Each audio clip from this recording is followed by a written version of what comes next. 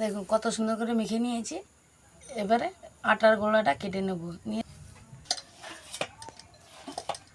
আটাটা মেখে 2 মিনিট রেখে দিয়েছিলাম, আর একটু মাখিয়ে নেব। এরকম একটু বড় সাইজের একটা গোলা কেটে নেব, এরকম করে দুটো কেটে নেব।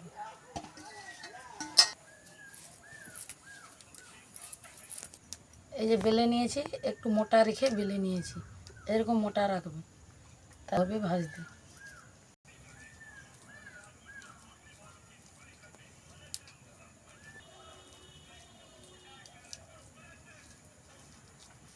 আলুটা এরকম করে বসিয়ে দিয়েছি, এবারে এটা মুড়ে নেব।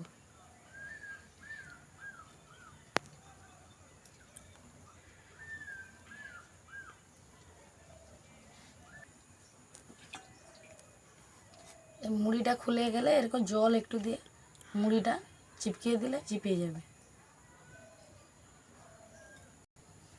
এরকম পিস পিস করে কেটে নেব।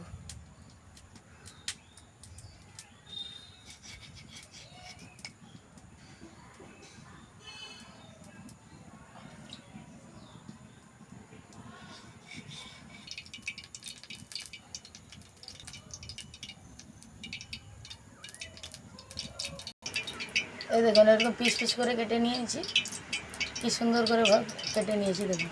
এবারে তেলে ভেজে নেব। এবারে হালকা গরম হয়ে গেছে, এবারে দিয়ে দেবো। বেশি গরম হলে দেবেন, পুড়ে যাবে, তার জন্য হালকা তেল গরম থাকবে, দিলে ভালো হবে।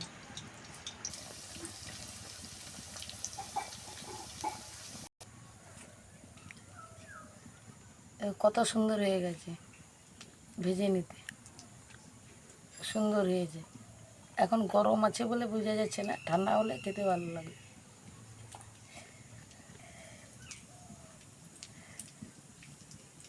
দেখুন কত সুন্দর। ওই তেলের মধ্যে আরও এক রকমের এটা ভেজে নেব।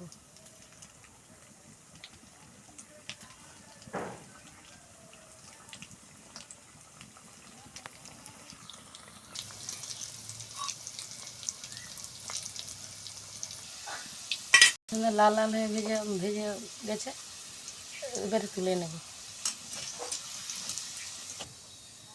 লাল হয়ে ভেজে গেল। একই রকমের জিনিস দিয়ে দুটো রকমের জিনিস তৈরি করে দেখালাম। দেখুন কত সুন্দর হয়েছে।